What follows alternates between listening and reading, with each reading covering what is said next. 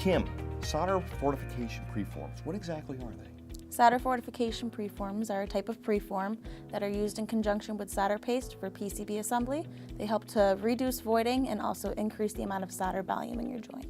So what are some of the applications that you've seen these used for? Some of the applications that solder fortifications can be used for are pin and paste applications to increase the amount of solder volume, or in conjunction with BTCs or even leaded components to help increase the amount of solder volume or decrease the amount of voiding.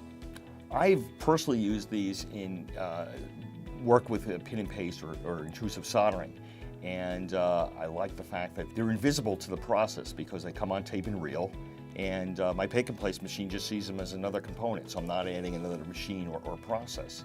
That's one of the most beneficial parts of the solder fortifications, is that they come in tape and reel, so you can include them into your PCB assembly process without incorporating a separate process. So they can be used right with your placement of your components, and you're not adding any other steps. Right, my pick and place machine just sees them as another chip component. Correct. But what sizes do they come in? So they do come in chip sizes, so 0201s, 0402s, 0603s, and 0805s. Pick your solder volume.